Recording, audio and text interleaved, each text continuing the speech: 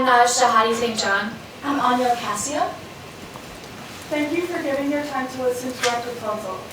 We will be speaking about the possibility of meatless Mondays in our school cafeterias, and we are here to ask the board to initiate this program.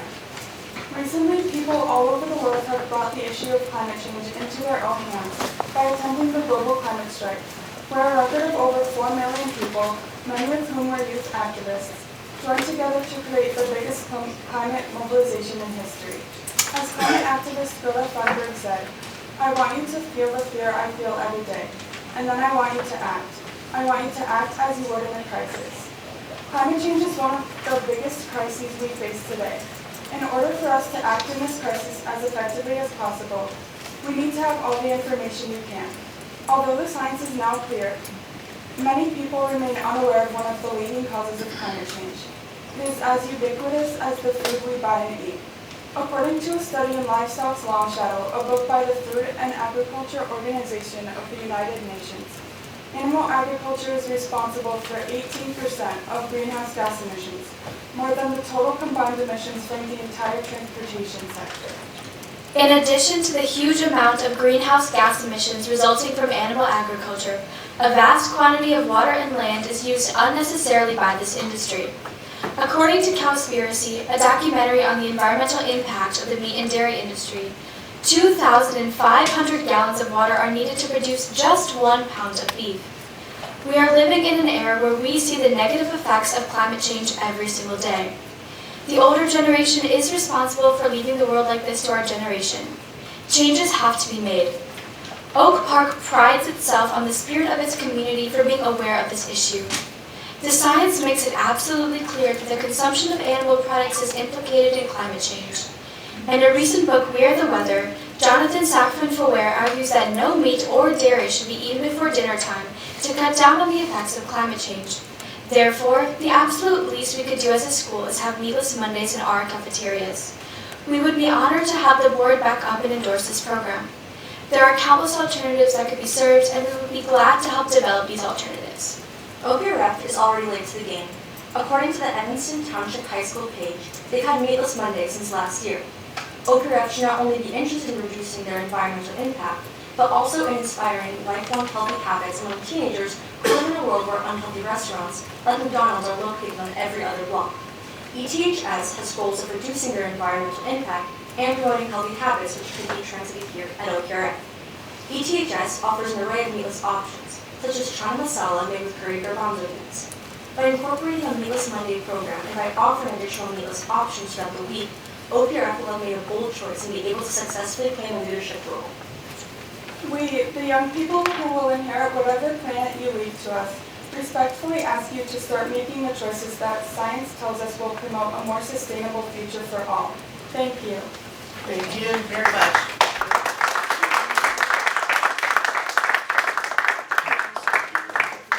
Maya Huang.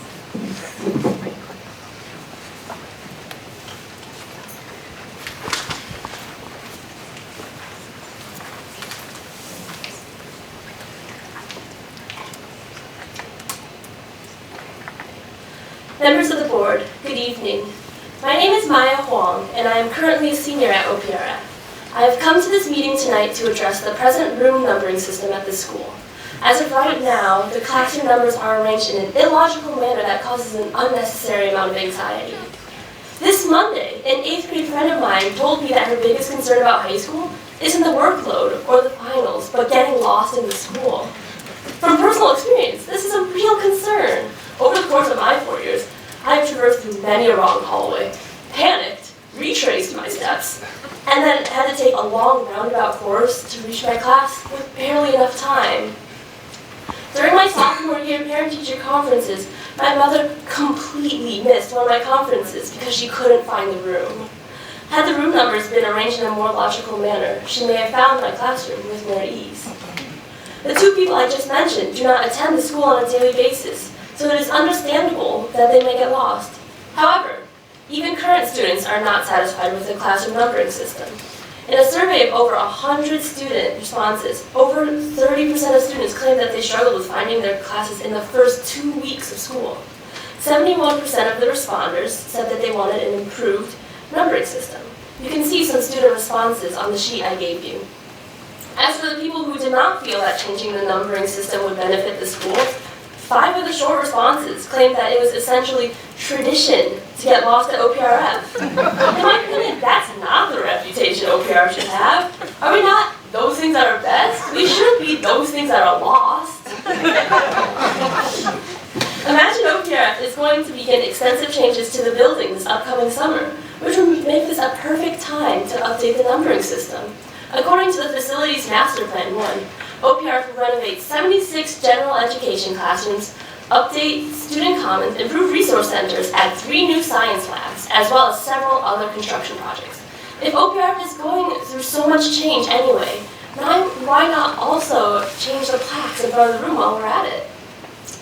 If renumbering is not ideal at this time, I have a couple of other alternatives that could help this issue. Over the summer, perhaps more maps on each floor like the one on the page I provided could be installed around the school. Another alternative to renumbering the school could be reinserting the map of the school into the planner. From what I hear, the map was originally removed due to safety reasons, but the map was a lifesaver for me at the beginning of my underclassmen years, as I'm sure it was for many other students. If it is not possible to restore the maps, then that is even more reason to renumber the classrooms. Rearranging the room numbers in a more logical manner is a simple change with large benefits. I appreciate you taking this matter into consideration. Thank you so much for your time. Thank you.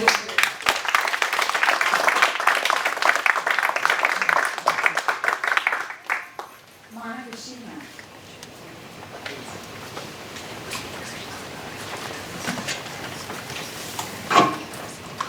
Good evening, I'm Monica Sheehan. This is the first of a 2-part public comment about the Paul Noble secret pension deal. Amanda Massey will assist in its delivery. Kitty Conklin is unable to be here tonight, but fully supports this comment and its requests of the board. Without her participation, our message may run collectively a bit longer than 6 minutes. We thank you in advance for your understanding.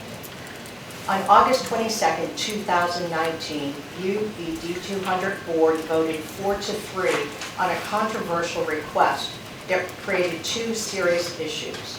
First, the vote itself, which will cost D200 taxpayers approximately $100,000 in the short term, and will cost all Illinois taxpayers potentially hundreds of thousands of dollars in the long run. The affirmative 4-3 vote was clearly not in the best interest of taxpayers. Board members Jackie Moore, Sarah Spivey, Ralph Martiri, and Gina Harris voted to reverse a D200 teacher's irrevocable letter of resignation that he, Paul Noble, in his 28th year of D200 employment, voluntarily signed and submitted to retire early.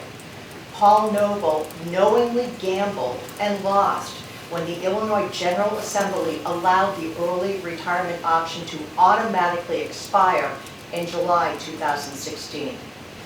It's important to underscore that this was the second time that Paul Noble asked a D200 board for special pension treatment.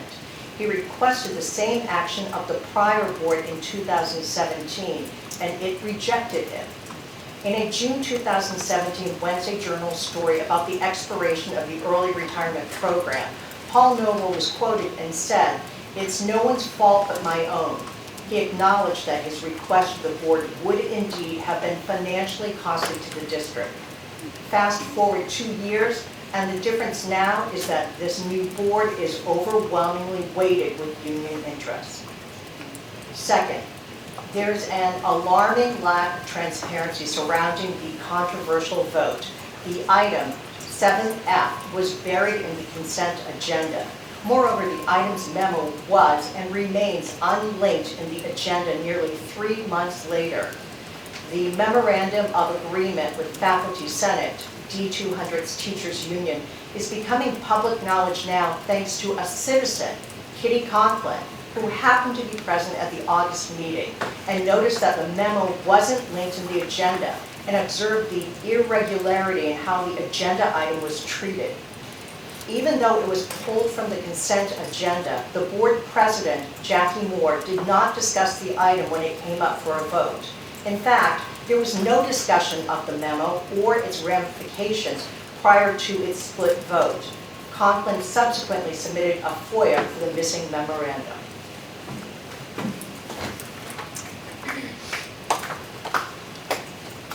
Continuation. Amanda Massey, 100 Block of Southeast Avenue.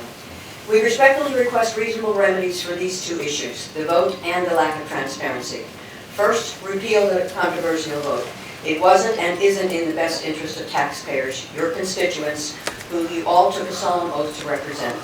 Furthermore, conflict of interest issues surround this vote. Board member Gina Harris is a union leader, and both she and Ralph Mertieri received money from the teachers' union. Ethically, they should have recused themselves from this vote and should recuse themselves from voting on any other union issue. Likewise, as teachers, if they taught Paul Noble at any point in time, or if they were students of his, they would have to recuse themselves from voting on his special request. Second, this remedy is aimed at improving the D200 Board's accountability and transparency to the community. Paul Noble's secret pension deal only became known because a citizen acted to communicate the issue, not the board, not the administration. One way to improve board accountability and increase transparency is to begin live streaming all of the D200 General and Committee of the Whole meetings with closed captioning aligned with the respective meeting agenda and immediately archiving them to the school's website, just like the Village of Oak Park Trustees meetings. Whether you implement this capability at the school or enter into an agreement with the village to use their equipment in council chambers, the sooner the better. The D200 Board has made a number of controversial decisions over the last 2 decades, seemingly in a vacuum, as most taxpayers are unable to attend the meetings.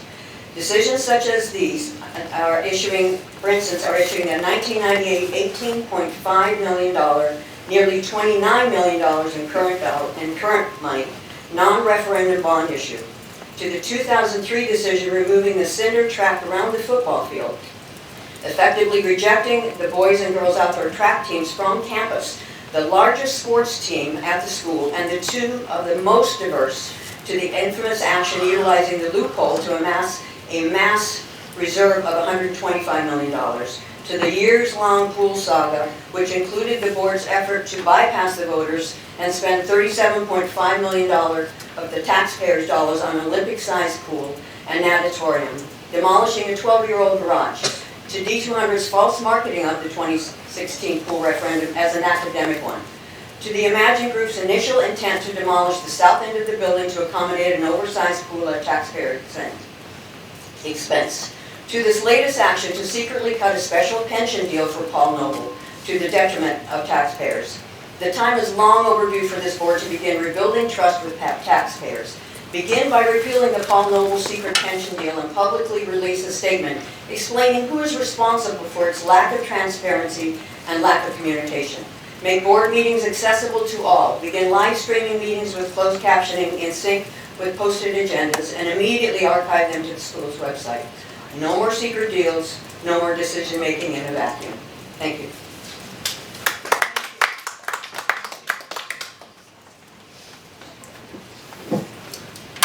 Uriah Curtis.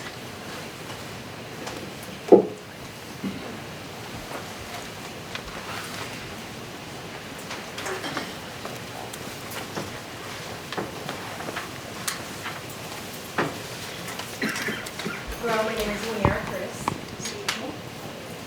I am an Oak Park resident. My husband and I have been here for about 12 years. I'm here to speak to you today as a parent of a child with Down syndrome. And the reason why I bring this up is because this is relevant with regards to the upcoming construction that OPRF is going to embark upon. And what I want to ask of the board today is to remember.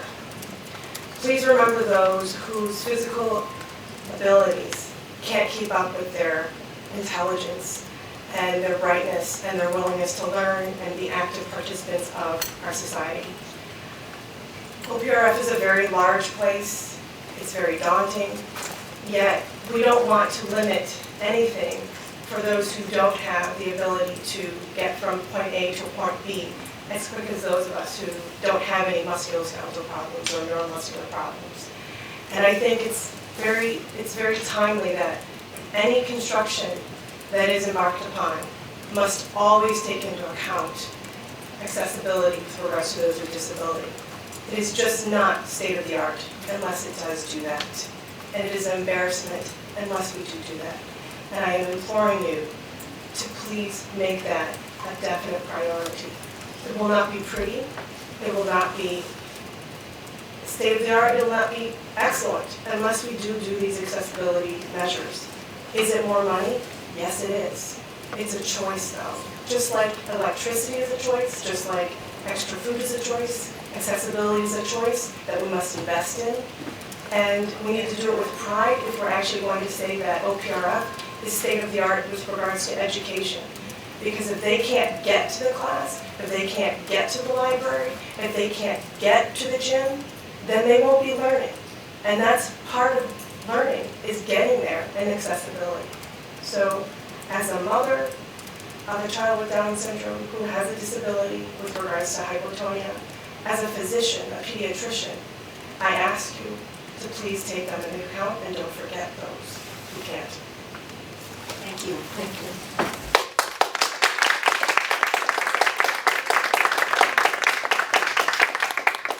Audrey Kessner.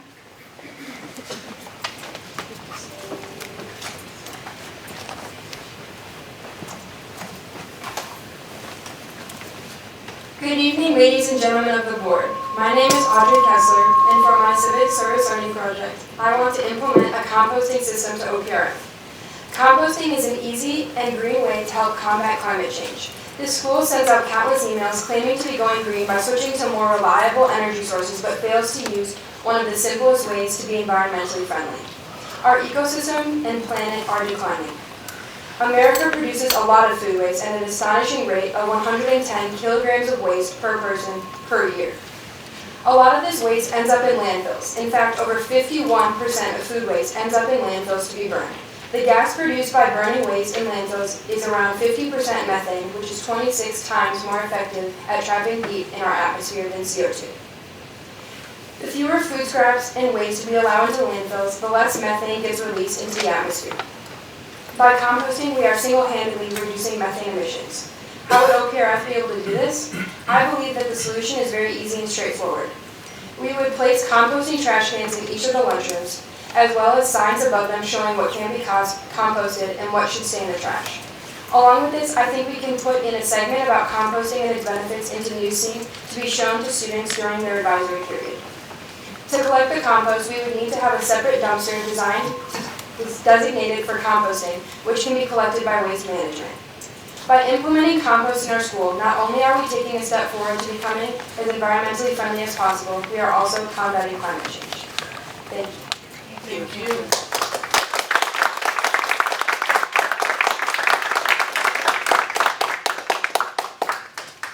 Micah Bray.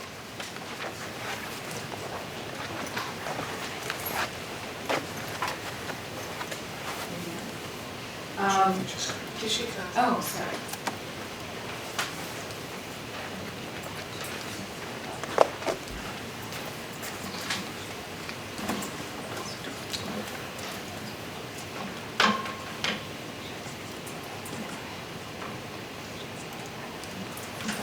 Good evening. I'm here from my student service learning project, and I wanted to address the issue of school start times. Hi, I'm here to talk to you about the issue of school start times. I feel many students are sleep deprived. Why don't you start?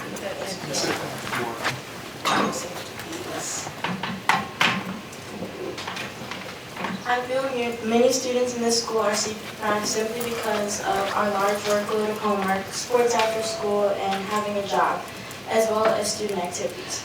Pushing back the start time of when school starts will help benefit students. Many schools across the country have changed their start times, resulting in beneficial testing results and academic performances. Schools around Chicago have changed their start time to as late as 9 o'clock, and it also has reduced the costing of just expenses in general. Although there are issues that come with changing the school start time, for example, it can often put a burden on transportation for students and parents to get students here.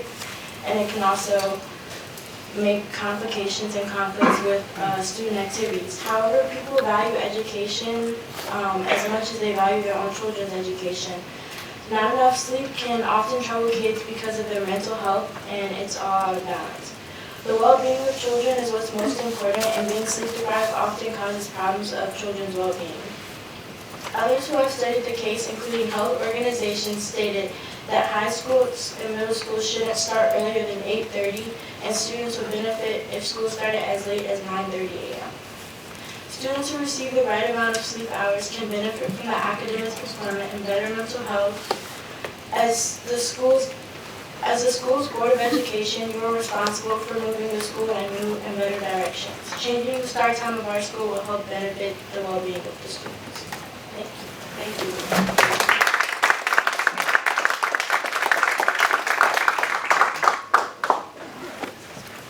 Isabel Kamalo? Korea.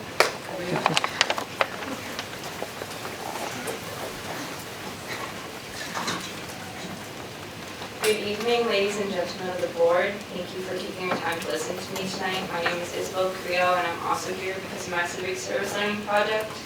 And my project is that I would like to implement a 3-week first aid course and either health or gym classes to teach the students at OPRF first aid. Students already learn CPR, and I would like to expand upon that knowledge so they know what to do when faced with a medical emergency. And because 9 out of 10 teenagers are faced with a medical emergency, knowing first aid could help save lives. The truth of the matter is that taking first aid courses for an individual can be expensive, and not everyone has the means to afford classes or have access to classes in a close area.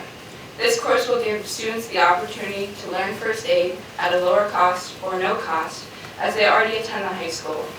Over 59% of pre-hospital deaths could have been avoided if basic first aid was administered. I hope that this course can help lower that number, and I hope that you will help me achieve this. I have already outlined a 3-week course, and I have also created supplemental materials, and I would be happy to email that to you. Thank you. Thank you.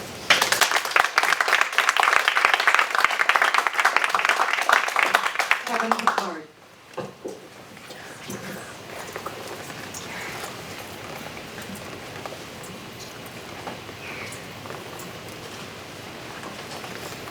Before I get started, I have copies for everybody at the board.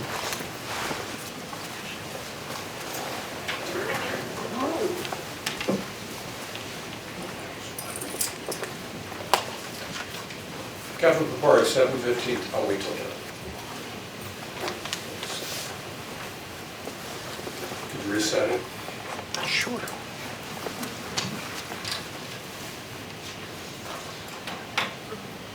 Ready?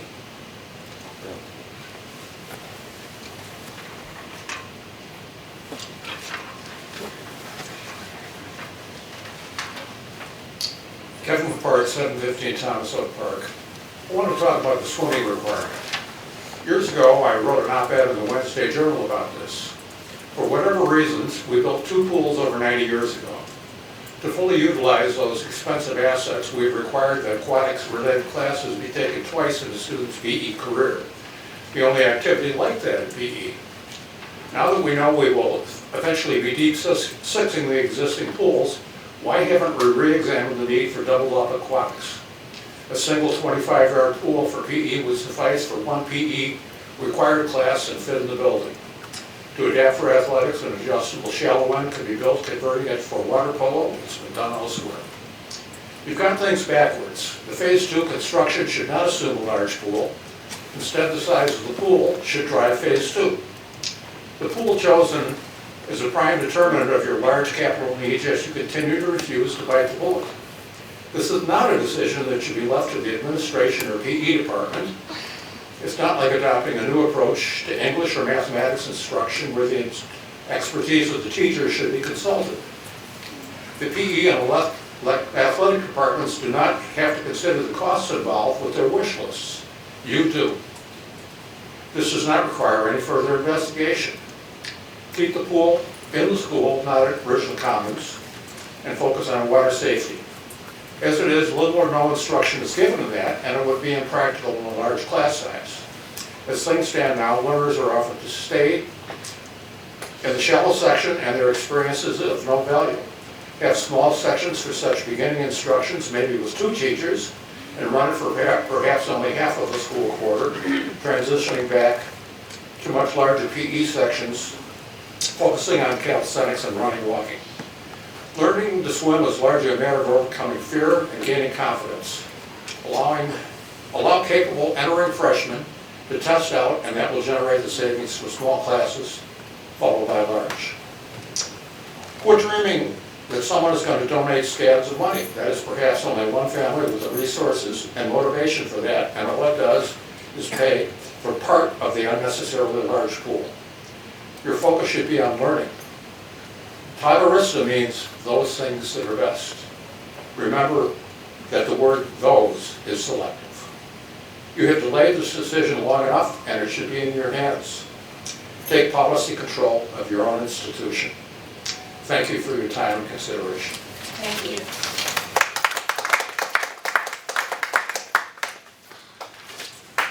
Amy Pokras.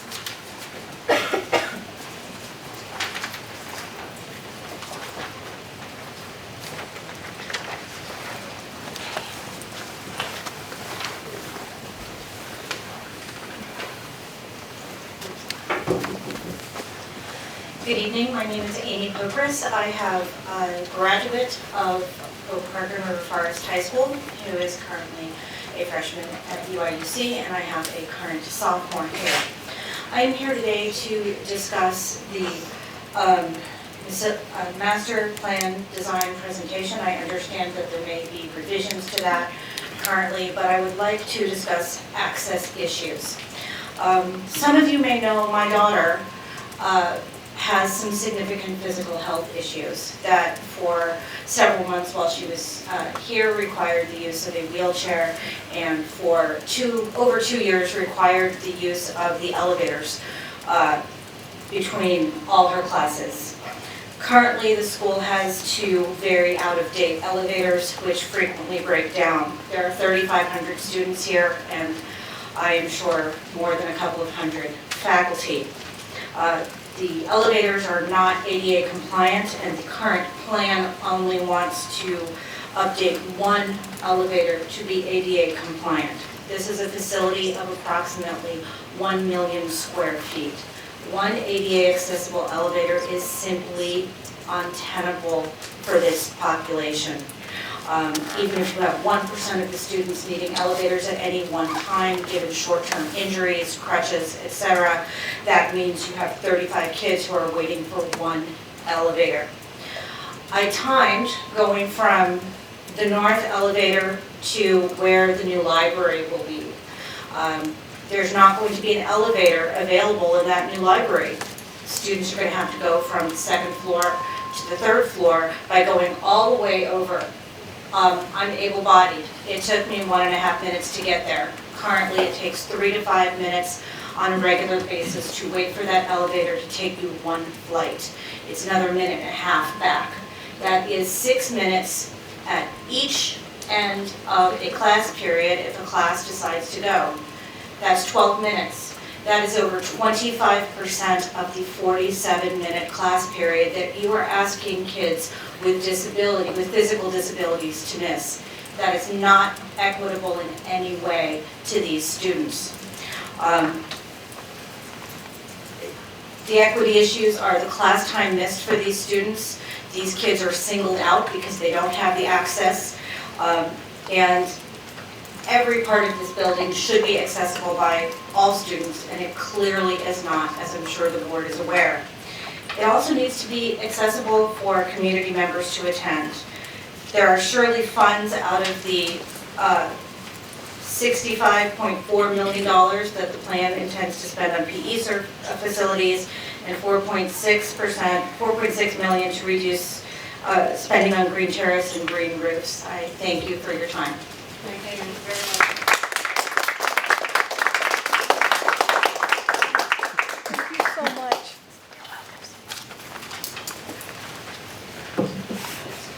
That's all I have. Is there anyone that did not sign up that would like to make public comment? Please come here. You want to go this? Yeah. Okay, come on. Here.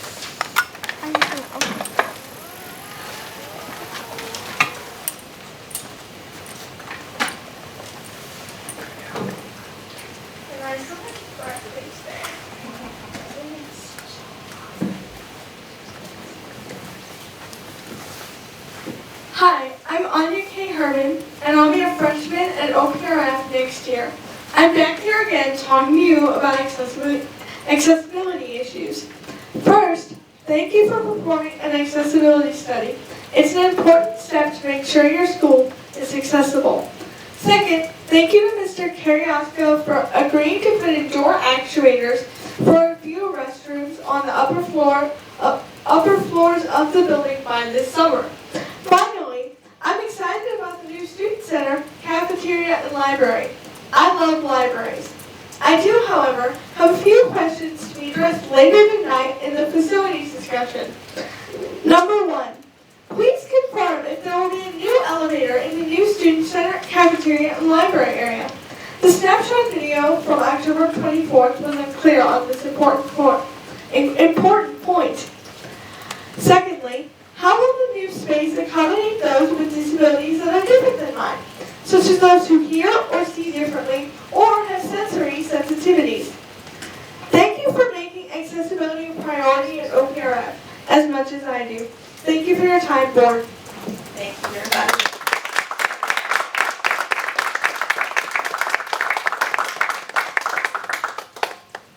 Is there anyone else that would like to make public comment? Yes, sir.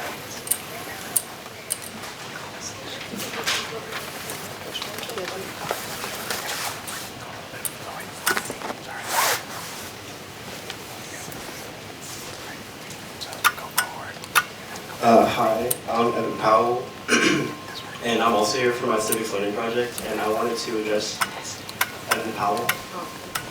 I wanted to address the issue of homework, and I conducted a small survey and found that most students receive about 2 to 3 hours of homework every night, and this can be like a lot to handle considering most students have a job or sport or other responsibility that they have to attend to after school. And a potential solution to this, I think, would be like a school-wide homework policy, which would kind of prevent teachers from assigning like really long assignments just for one class. Because I feel like some teachers like do this, they like assign like really long assignments that without really thinking that you have other classes, and it just kind of like takes up a lot of time. Yeah. Thank you very much, Evan.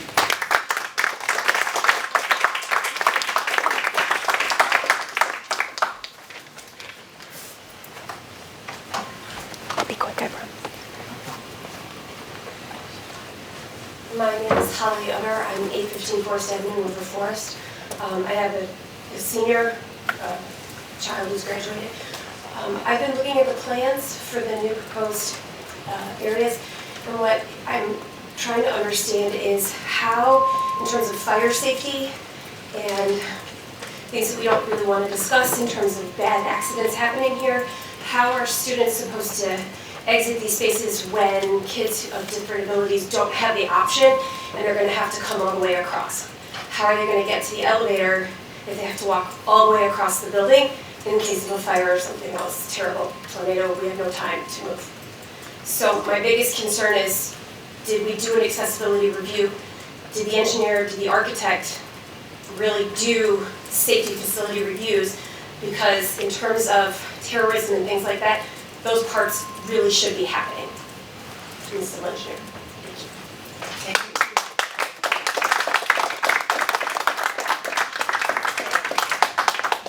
And before we move to the next section, of our agenda, I just wanted to give a shout out and a welcome to the River Forest Cub Scouts Webelos 2 who are in attendance tonight, and this is to earn, which badge is it?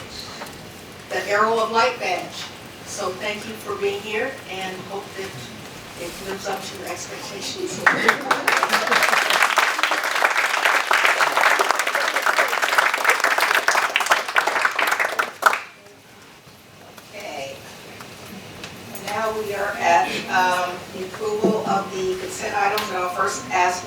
items that board member wants to pull for individual consideration?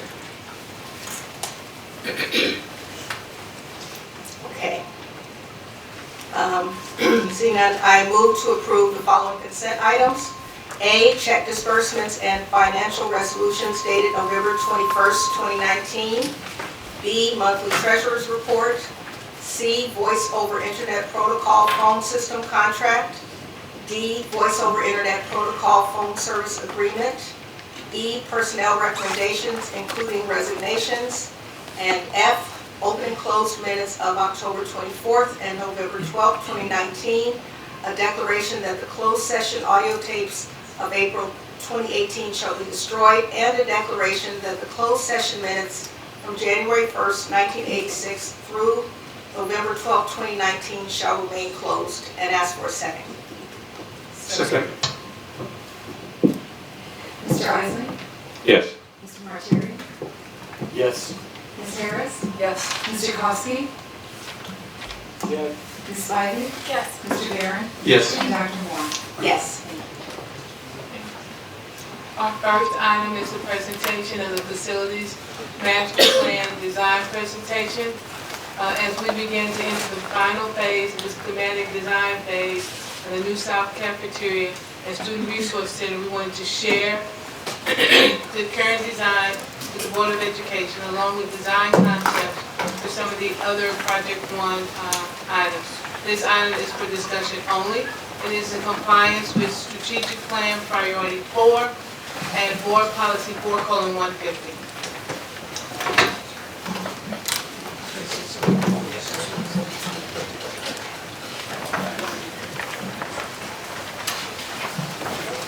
So while we're setting up here, I wanted to let the board know and the community know that we will take special effort to talk about the various accessibility requirements and the accessibility features in the new design. And for those of you that are still remaining, there will be an elevator in the Student Resource Center at South Cafeteria. That is actually part of the design. And as we go through the design, this will be an interactive design, so as we go through it, I would ask the board members if you have questions about it. We can actually drive you through the 3D model of what the user space will look like. So feel free to stop us at any point and ask any questions. I actually have people here who did the design and know what they're talking about, so you won't have my watered down version as you've had in the past. So, any questions before we get started? Have I taken enough time? Not yet, you're not set up yet. My computer crashed, I'm sorry. Technical difficulties, but we are on the move. So I don't really have anything more to say. I don't know any jokes. So I'd like to mention something that I just want to, if you amplify or expand on. There were like sorts of requests tonight we received. So could you, I'm not sure where the confusion may have occurred, maybe you don't even know, but if you could just make it more clear where that will be elevated. I would be speculating on where I think this came from, but obviously it hit social media and then took on a life of its own. It may have come, I don't know if I should speculate, it may have come from the fact that in the original design, there was no elevator located in the Student Resource Center itself. It was actually located in a different area. And as the architects got into that, it turned out that the area was proposed to be in was in the middle of all of our mechanicals. So not a good place to put it. In consideration of the accessibility issues, as frankly have been pointed out here, it doesn't make a whole lot of sense to have this really nice new facility and not have it be accessible.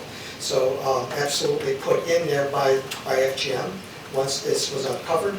And again, they're not casting any aspersions. They basically had a different idea. We came in, did a more thorough examination with the time we had, and made a determination to put it inside the Student Resource Center. And what is it, northeast corner? We'll be in the northeast corner. Out to the hall, with the exit to the hallway. Go ahead. Sure. The elevator that Mike is describing has access from the corridor on all 3 levels, and then access within the proposed South Cafeteria and both levels of the SRC. So accessible from not only the corridor, so it's essentially a pass-through elevator. So accessible from, again, the corridor side on all 3 levels of the South CAF and SRC, and then accessible from within those new spaces as well. What's the capacity by weight or? So great question. By weight, we would target a 3,500 pound elevator, and that's capable of carrying a structure, which is essentially now, in current times, essentially a code requirement put in by first responders throughout the country. So that's like 15 football players or 30 cross-country runners. So a lot of people can fit in there. Yes. I just want to do some math for a moment. Sure. Thank you. Sure. I have a question because I know we discussed this in previous board meetings, but I just wanted to revisit it about the accessibility review. Can you talk a little bit about what's being done to take a look at how accessible we are and that potential review? I know we've talked about it before, but I just want there to be more clarity as well. Sure. Well, I can give you the timeline. We actually spoke to the consultant working on the review today, and got an update on when that review will be completed. It's scheduled to be completed in early December, and we will. And unfortunately, he's leaving on a trip in December, so we were hoping. Well, actually, we will speak to some of the highlights of the report without him here, just some pretty high level things. And then we were planning to use January to talk about the budget, and then in February come back with, he would actually come back and make a full report. But it covers the entire school, plus the stadium, plus the athletic fields and the tennis court. So it's comprehensive. Thank you.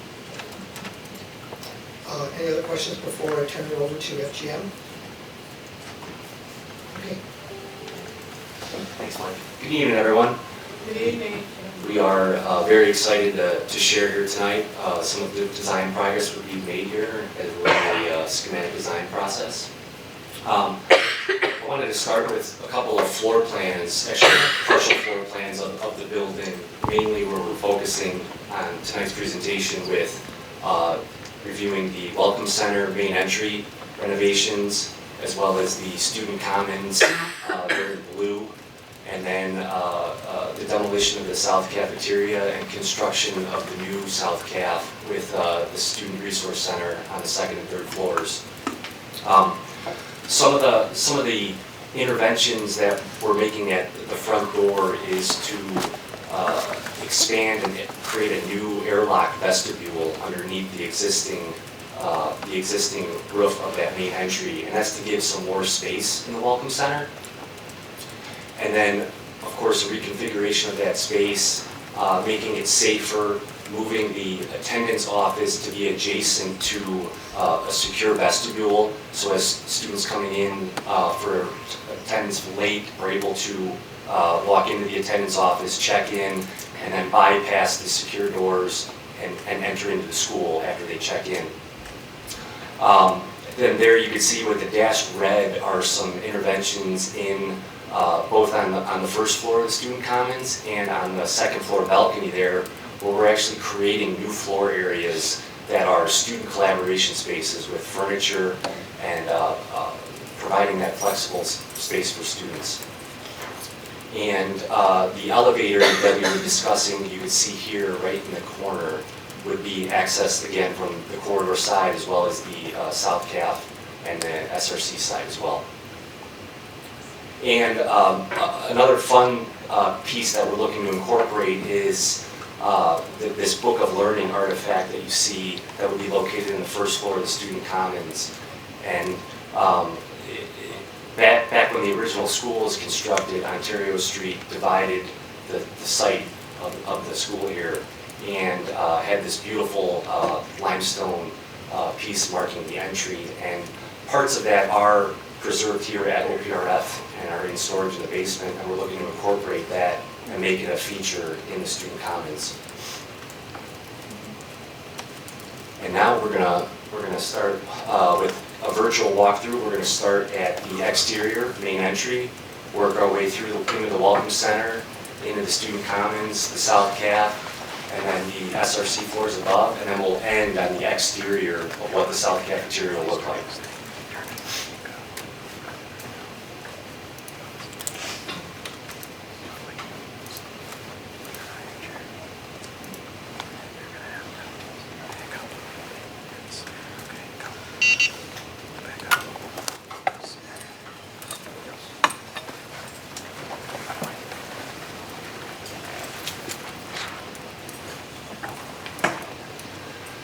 So a few observations about the existing main entry, and some of the things we heard is some people have referred to it as an unwelcoming center. And we were looking at ways to, again, add a little bit more space in there, but also one observation is it's very dark as you approach the building, and this entry competes with the entry to the gymnasiums to the south, right? They look very similar. It's kind of hard to find that front door. So we're looking at what you're seeing here are introducing some skylights, both in the vestibules and in the welcoming center, and as you approach, and also giving it a little bit of a facelift with this entry canopy, introducing some signage and some lighting underneath, and even some colored paving below to really kind of celebrate the entry and the arrival.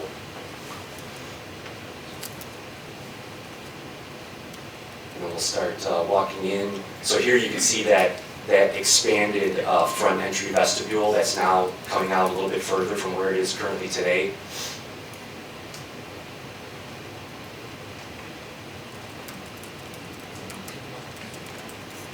And then you would enter into the Welcome Center, and you can see above we have a skylight to bring in some natural daylight from above, and then pulling forward the greeter's desk here. Right now it's kind of tucked back a little bit. You don't have great sight lines at that front door, so we're trying to bring that out as much as we can. Introducing a video wall that could display archival information from the history of the school and things, as people are waiting in this newly created waiting area that's off to the side. And then David, if you could spin back towards the security desk there. And we're reconfiguring some of the office spaces as well here, moving the SRO office down from the second floor to this welcoming center, and then also capturing an existing window to that space too. Could you highlight safety features as you sort of walk through things that are designed for dealing with safety issues? Sure. So David, if you could turn towards the doors leading into the commons. Much like today, these doors are controlled with electronic locks from that security desk. And some of the things we do now are we introduce either a laminated film, which helps if someone's trying to get into the school, it'll hold together. It's much like your car windshield, right? It takes a lot of force to really break through that. And what that does is it buys time. If there is a serious event happening in that welcoming center, it buys time for law enforcement to arrive and the school to help address the situation. And then there you can see the door there. That is the door that would lead into the attendance office for late arrivals, and that's on the secure side of the vestibule. And then when you enter into the commons, there's another door where students would bypass this secure set of doors right here. Is it okay to jump in as we go? I think yeah. Josh gave us the permission. So just curious, and I realize this is early on, but I want to hear waiting area. I'm thinking any seating or much in the way of seating envisioned? I'll take that one. Yeah. That happens after the design and the construction. We will have an opportunity to identify whatever wall hangings go up and the type of comfortable furniture that is out there. That's separate from the design of the facility. Right, okay. Yeah. The design is informed by anticipating what the seating needs to be, I would think. Absolutely. So we don't want too much seating, I realize. Right. So. But we have carved out two areas within this this current design for seating. So right now we're showing an integral bench in this particular area, and then another one opposite the greeter's desk over on the exterior facade facing Scoville. It could absolutely be chairs instead of a bench, and that's something that will come. Yeah. Dr. Hood said it perfectly. I had a question about that entry, the first doors, the first two set of doors. Those are a security measure as well, right? Because I know that schools are putting in these pieces that would stop people before they even actually get into the welcome area. Correct. Yeah. You could have what's called an AI phone on the exterior set of doors, where security actually sees people approaching and can buzz them in even at the first set of doors and even the second set of doors. Talk about the stairway, the change of the stairway. Oh, yeah. David, if you could turn towards, currently there is a exit stair from floors above that exit out into the secure vestibule. And that's not an ideal situation, right? It's a breach in that secure vestibule, and we are relocating those doors by relocating the ticket office.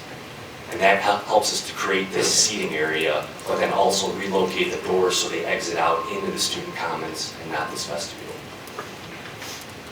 And the current thought is to actually use the attendance office, make it a multi-purpose space. The hours tend not to overlap between attendance and the box office. And it actually, the position of the attendance office could work out really well to serve as the box office, so that you use the door once you're in that secure vestibule to enter the box office, and then when you have your ticket, you can go through the same doors that students would use when it's the attendance office. Yeah, I think with all of these interior views that you're going to see tonight, you'll see a lot of gray tones. It may look a little monochromatic, and that's part of the next design phase, is start getting into some of the colors and textures of how the space could feel. I know we have an expectation that our students are all on time, but I'm not sure the percentage of students that are tardy right now off the top of my head. I'm curious about the amount of traffic flow that would have to go through that area. That seems, from where I'm looking at it right here, just seems somewhat small. I'm just curious about the traffic flow through that little vestibule there. Sure, it's a great point, and something that we will, as we meet with the various stakeholder groups within the facility, that's something that certainly has to be discussed. However, the attendance office space that we are proposing, or the new attendance office space that we're proposing, is essentially the approximately the same size as the existing attendance office, which we can, when we go back to the plans, we can show you where the existing attendance office is located, which from that, actually, this proposed location from a security perspective certainly does make a lot more sense. So from a design point of view, the way it works right now is we actually have 3 to 4 security, safety support staff right after school begins with the classical card. So they don't really go to the attendance office right at that point. So this would really be more for students that don't have IDs, or really the onesie-twosies that would happen after the big rush. So I would anticipate changing that, because it, as you know, there's a large volume right after the bell rings. Thank you. So we will we'll take a look at the inside of the commons, and we have kind of a neat tool that we use. It's a side-by-side that'll show existing next to the proposed, and you could kind of move it around and get a feel of what's changing in the space. Sorry.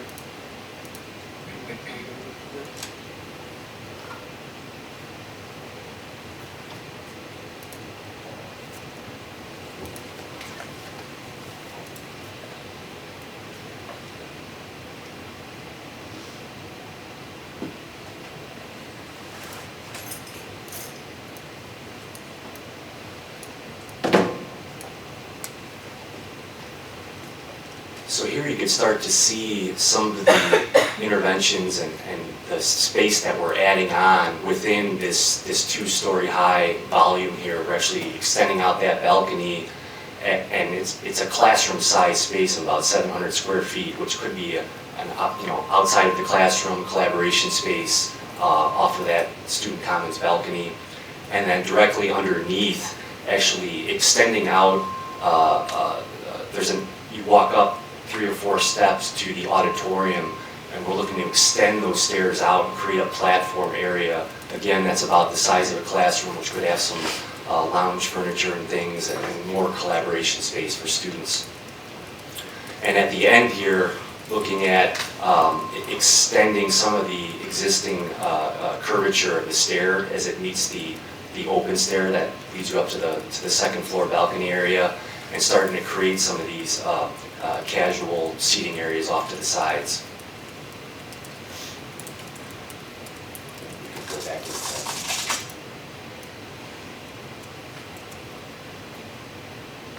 And Dave, if you could turn to the left there. So here we're introducing a wheelchair accessible ramp now that will provide access to the rear of the auditorium off to the side there. And then moving in, you could start to see that seating area, the new balcony space up above.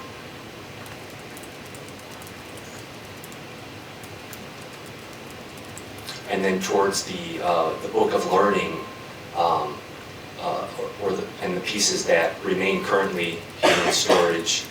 You can see that the middle area is nowhere to be found, but we're looking to introduce a glass laser etched piece there that still provides a little bit of transparency and openness in the space and doesn't completely enclose with a wall.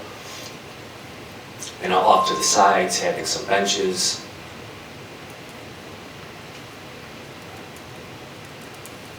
And then David, if you could go to the second floor area, you could see how this would look from the balcony. Where's the elevator from this space?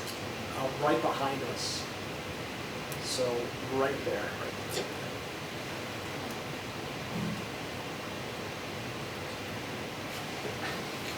There is also an existing elevator on the opposite end of the space that separates the auditorium from the little theater when you turn the corner. So with this introduction of that second elevator and larger, faster, modern elevator, you would have 2 points of vertical travel with the elevator in addition to the existing stairs.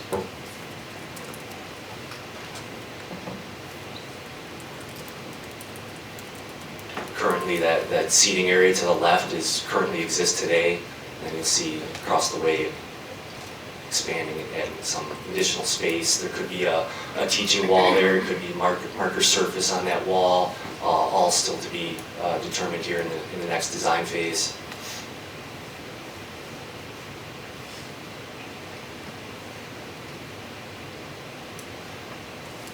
So now I think we'll head to the south cafeteria, show you the inside there. Hold on. This zip lining part?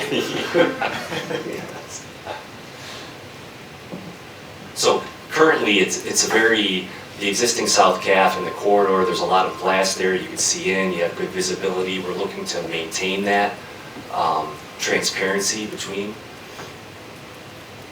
And the design challenge here and really the goal was to get away from the institutional type seating, just the sea of high density tables, and give students choices whether they are sitting in large groups, small groups, or even individually if they need some downtime. And here you can see a raised area that we're creating in the center here. With wheelchair accessible ramps on either side. And then there's also stairs open on the other end.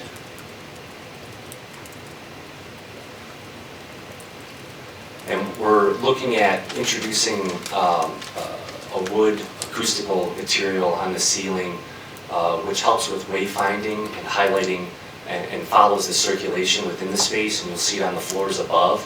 But it also adds a little bit of warmth in the space, and there's many benefits of having that wood accent in the space. It's proven to reduce stress levels and things like that, which is also good for those exciting learning environments up on the second and third floor. Looking out to the west, we're looking to do floor-to-ceiling glass to really start bringing in a lot of daylight and a nice connection to the mall area outside.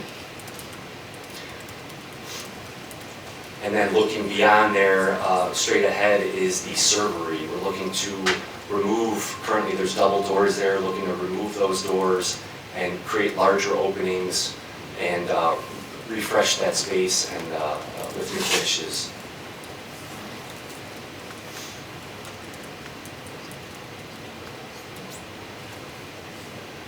There you can see the elevator straight ahead there with access on the cafeteria side as well as the corridor. And then we could head up to the second floor.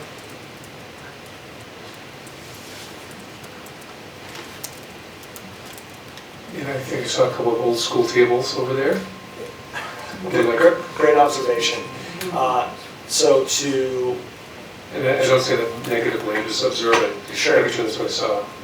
To hit the capacity for the number of students for the lunch periods that you have, we're proposing a mix of different types of seating, and as much as we might try and often do in many learning environment spaces like these in high schools in particular, to get rid of high density lunchroom tables, given the numbers that we have to achieve, we're unable to get rid of. So it's a balance. Yeah, I'm kind of nostalgic about this. Okay.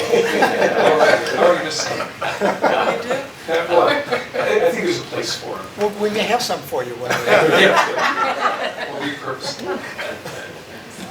So very similar to the entry to the South Caf, the second and third floors, again, looking at a lot of transparency between the corridor and the new SRC spaces.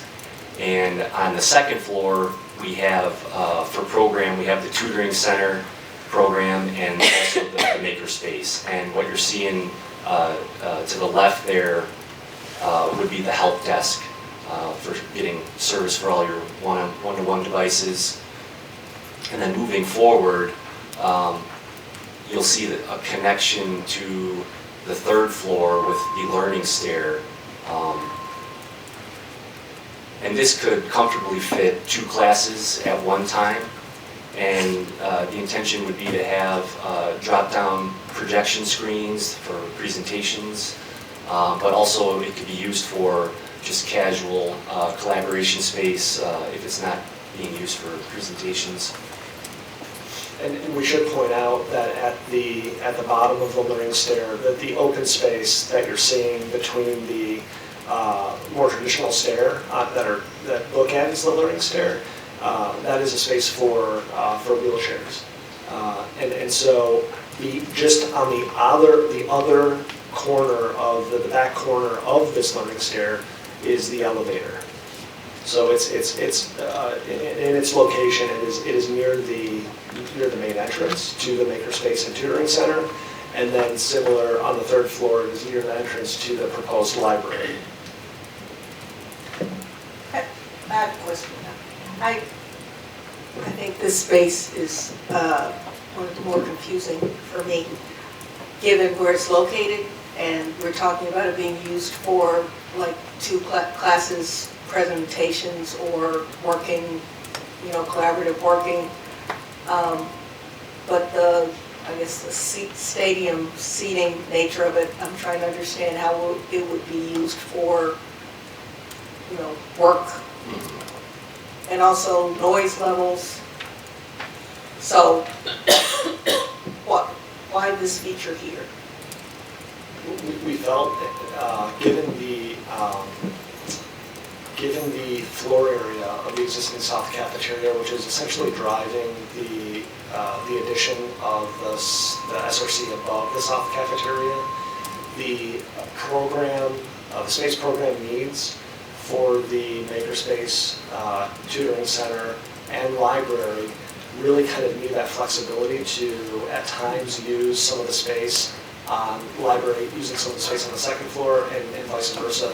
The second floor using some of the space on the third floor. And also too, to help this idea of connecting the South Cafeteria, the second level of the SRC, the third level of the SRC. And so, if not a learning stair, we would at a minimum recommend a open and rather large communicating stair to help with that connection, just like the elevator. which is, as I pointed out, in close proximity to this.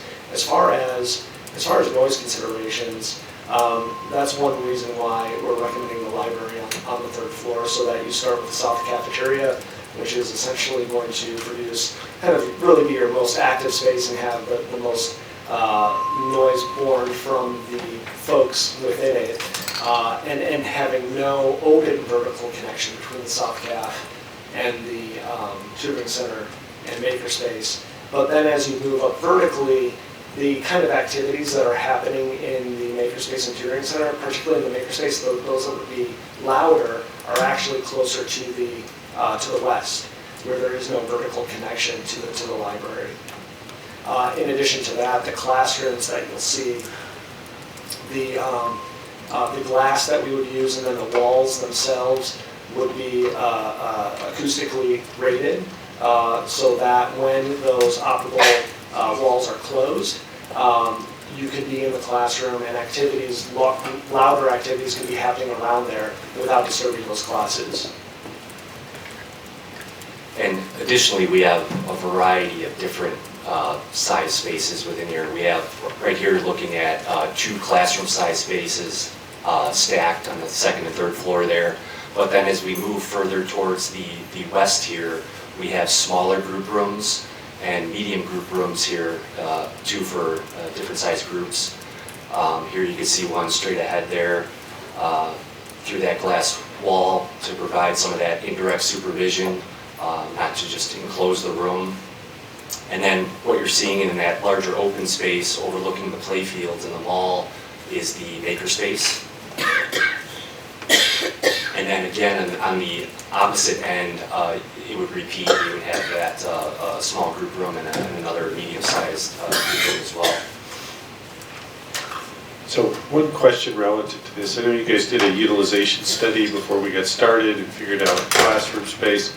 In here, we've effectively added all these extra spaces. How does that go back to impact our utilization overall? I mean, is this extra space in the building, new space, or is it? Currently, the existing SRC has 2 classroom spaces within it that teachers check out, librarians use for different learning activities, and we're looking to recreate that here with these 2 classrooms in the middle. And then also, the help desk has a classroom which we're bringing over here now as well, and Tutoring Center does too. So they're really meant for SRC only, and that we're not adding. So you're not really adding additional classroom space, you're relocating space that you already have, is that what I'm hearing? That's probably the best way to say it. However, then when the existing tutoring center, makerspace, and library are vacated, those are being infilled with new classrooms, which help take care of the classrooms that are lost by the demolition of the south cafeteria and the second and third floor classrooms immediately above the south cafeteria, which are lost from that demolition.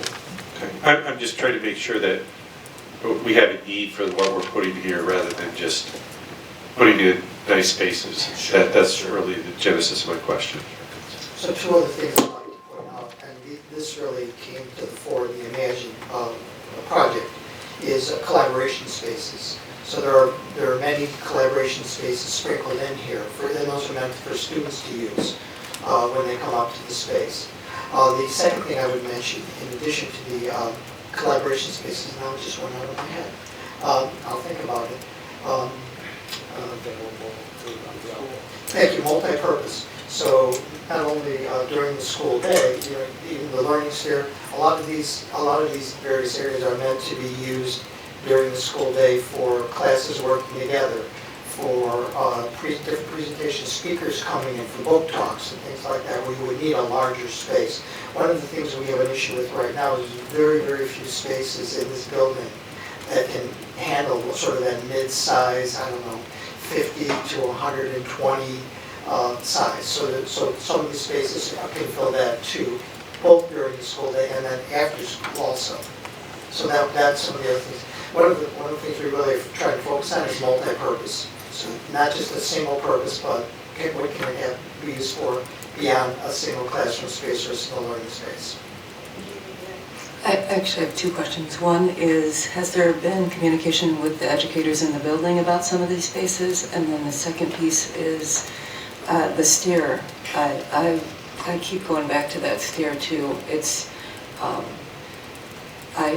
not clear, and maybe I just can't follow the diagram, but I'm not clear that the sound is not going to be a challenge. I'm not seeing how separate it is.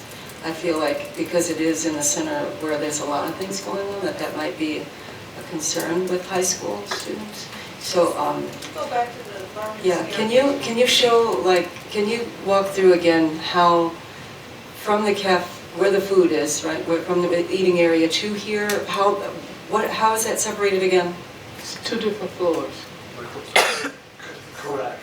So the learning stair and its location within, beginning at the second level of the SRC, going up to the third level of the SRC, which is effectively the new library, there is no open connection to the south cafeteria. So the open connection within the SRC is just happening from the second to the third floor.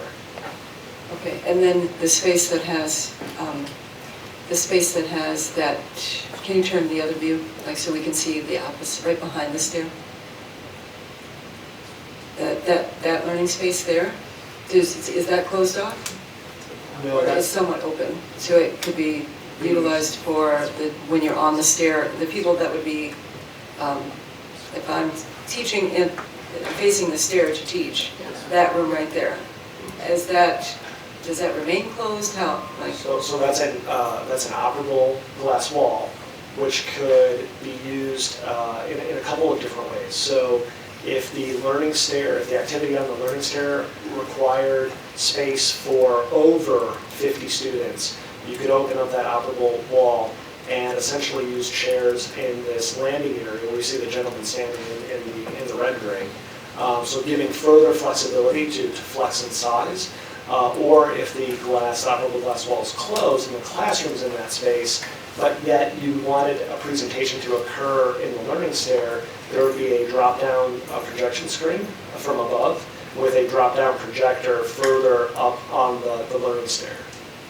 and just one more time, where is the elevator from this? How accessible is this? Right behind us. Right behind us. Okay. Right there.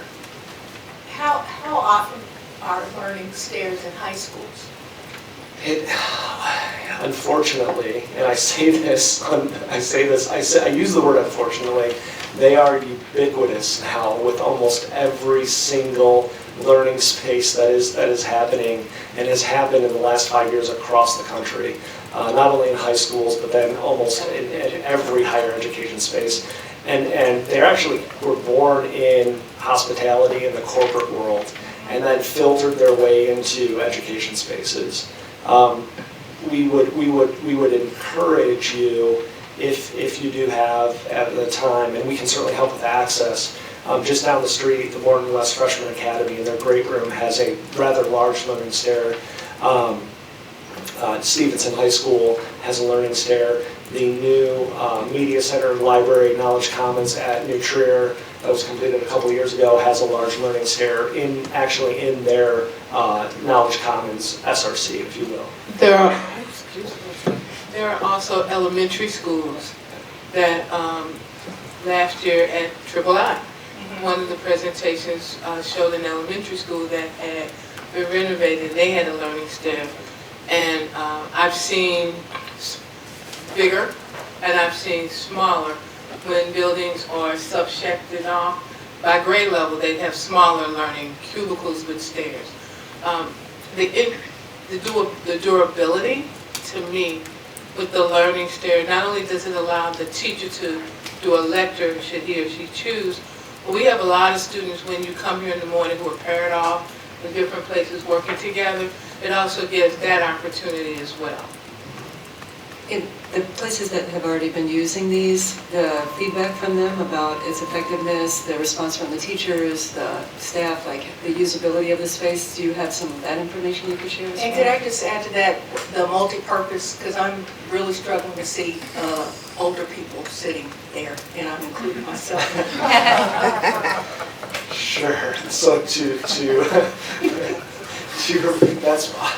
I'll start with the second question first. That's why we're showing cushions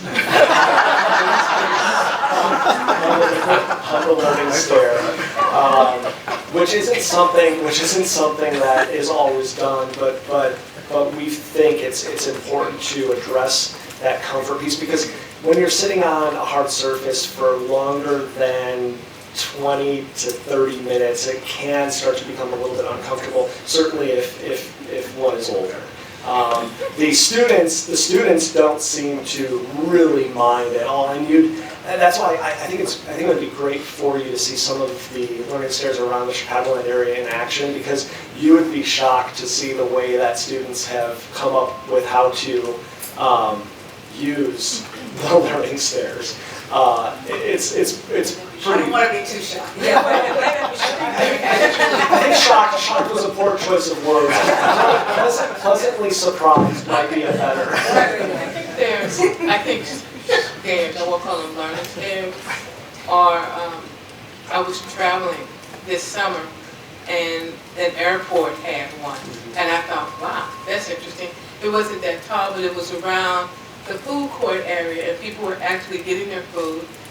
I didn't, but people were getting their food and going up, because they actually had a stage where a band was playing, and they were eating and watching the band. Yeah, okay. No, I see it for those types of purposes. I'm struggling with the. I've seen it in higher ed too. Yeah. I'm very interested in seeing the examples in high school and elementary. And that's why I was specific to high schools, because even with elementary schools, there's a more controlled aspect to a teacher being with the class. I've seen them at lots of higher ed places. I'm struggling with and in higher ed, I've seen it more as a place to congregate, relax. And the learning things you're talking about here, I'm just wondering how that would happen. It also makes me think about something that you mentioned before, Mike, was about the security of the spaces, and so the amount of people that are required to oversee these spaces if a class is not actually happening in that space. So it's just a lot of, I'm just thinking about young people in spaces. I'm going to play the devil's advocate if I might. One of the things we heard consistently when we went through the Imagine process was space for students to be early in the morning and after hours, so that they would not have to leave. Even if the learning stair is not there in their space, there's going to be a need for people to watch them. But when we talk about giving students a sense, because I'm hearing safety concerns, and not so much from a physical safety concern, but behavior concern. And maybe I shouldn't be hearing that. But I hear a concern, the underlying concern there. And I'm a firm believer that when you set the tone for what we're expecting, and if we're saying this is your space, then our kids will appreciate that. They will feel as though they have been heard, and they have a space where they can laugh if they choose, read a book if they choose, if a teacher chooses, if they want. We heard a lot of civics projects today. That's a place where they could present their civics projects. I've gone to hear Allison Henning's students speak, with the STEM work and all that they're doing. Perfect place. We sat in the small library and tried to listen and see the projects that were being presented.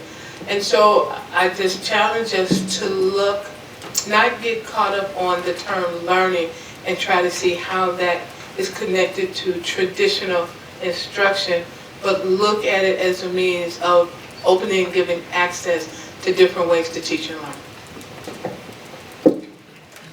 I'm not struggling with the teaching and learning part. I'm just struggling making sure that whatever we call this space, that is how it is perceived, because the whole, the fact that classrooms are there and telling students this is your space, but then a teacher coming out and saying, I'm teaching, you can't be here now, or you can only be here if you're going to sit quietly. So that, it's very engaging and inviting, and just making sure that that is the best, if we're using that space, that we are clearly defining what it is, and it's not a place to eat. Good point. But you just talked about, and people took their lunches at the airport. That was intended for that. And the students took their lunches. Connection stairs comes to mind. Connection can mean a lot of different things, and it seems to be connecting overall, but I saw you raise your eyebrows on the eating part, but we may be too deep into the weeds. We are. Oh, maybe not. No, I just know what happens here. Yeah. Well, we have one more floor to go through before we jump to the exterior. You'll be shocked. Before we jump, So one thing to point out here too with the our learning stair is it's a very long floor plan from the west wall all the way back to our corridor and our entry doors into the library here in the third floor. And one thing we're trying to be mindful of is providing some good daylighting.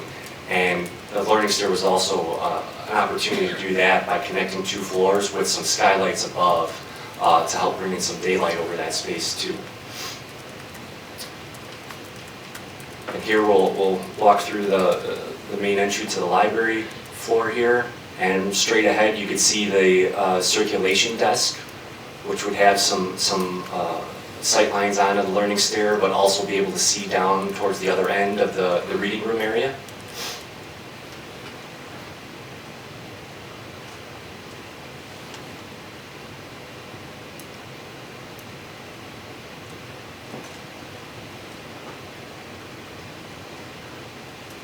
Again, much like the second floor, we have small group rooms flanking this center reading room in the middle here.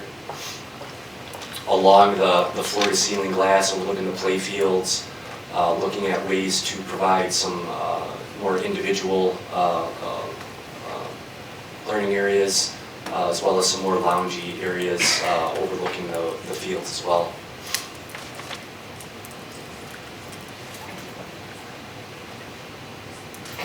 Amongst the book stacks, introducing some areas to sit in small groups and individually.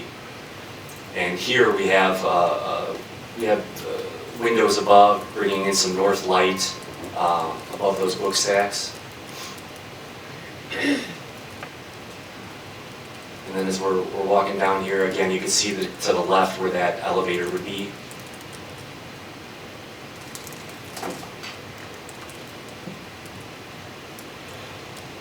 Now we could take a tour outside.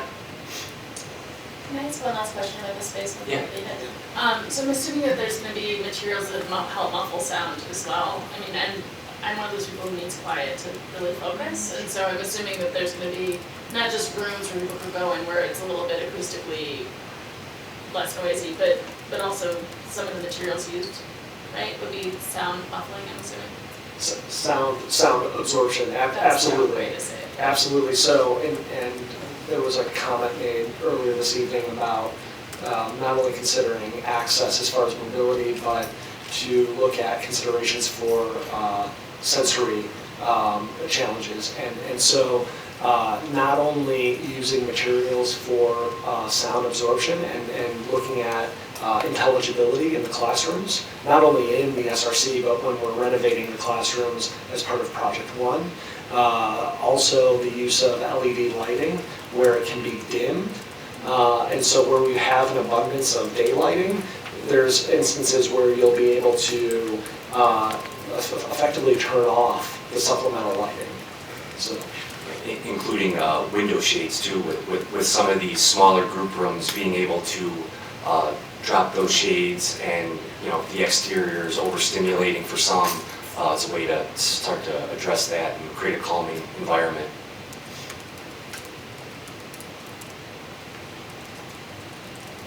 All right, David, you want to take us outside?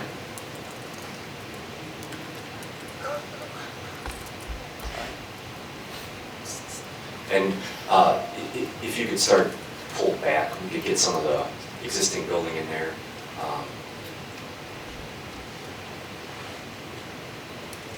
So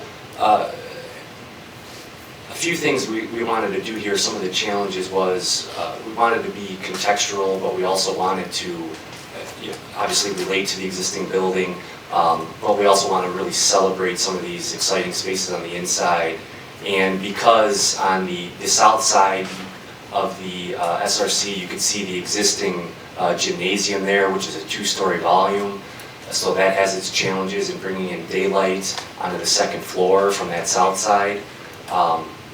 So we really wanted to maximize our opportunities here on the west and also provide some good views out. And to relate to the existing building with the Prairie style school architecture, around almost the entire school is a 1-story high masonry base, right? It's a different color. It's like a taupey color brick versus the floors above. And it actually continues on this west side of the school here at the 1-story cafeteria, north cafeteria and kitchen. And we've taken that and we've created these masses on either side of the SRC that flank this the glass wall. And you can see the terracotta color creates a bay window highlighting the makerspace on the second floor and that reading room on the third floor. And one of the beautiful features of the existing building is on the north side there is a hip roof that has clay tiles on that roof. And we're starting to pick up some of the colors within the existing building in that palette and introducing it here with the new design. And then we'll move to the mall at ground level. So currently the existing south cafeteria is about 2 feet higher in elevation than the mall level. And we're maintaining that elevation as it is today. But on the exterior, we wanted to create sort of an amenity off of the mall, an outdoor seating area, but also a way to provide wheelchair accessibility too. You can see the ramp that starts to blend with the stair, some low seat walls, and there could be tables out there and things for some outdoor lunch as well. So does that mean there would be some kind of excavation to lower the ground in that portion to enable it to be these added elements? It's actually an existing condition. You wouldn't have to lower the ground or the level of the mall at all. You're coming out from the south cafeteria there, and you're actually creating a raised area. There, to the right side there, that masonry vertical mass, that's actually an egress stair exiting out all 3 floors here. That's a requirement for the code here with the size of the addition that we're looking at. And then on the opposite side, those are small group rooms. Someone did comment earlier this evening about, in the event of an emergency, individuals who may not be able to, if the fire alarm goes off, the elevator is not in use. And so within that egress there, so if they were located within the south cafeteria or the student resource center, they would make their way into the egress there. And there's an area of rescue assistance, and that's actually where the first responders would go in and help. They would assist those individuals who need to exit to the public way if they were over in this area of the building.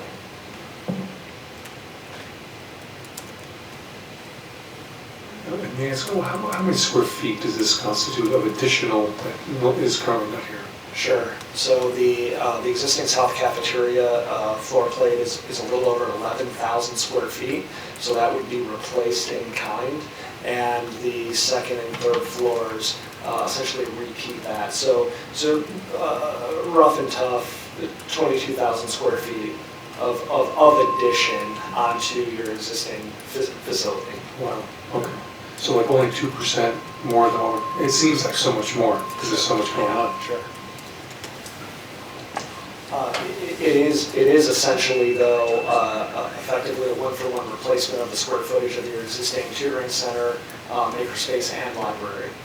And declaring 2% more of the overall million square feet in our building, and didn't finish the equation. I heard some people wondering about my math, so. Okay. I have just a quick question. Getting to the idea of first responders and egress and all that, do we do some sort of training or some sort of orientation for first responders once this is in place, just to make sure that they're oriented with the building? Like, I'm just curious about that. So, the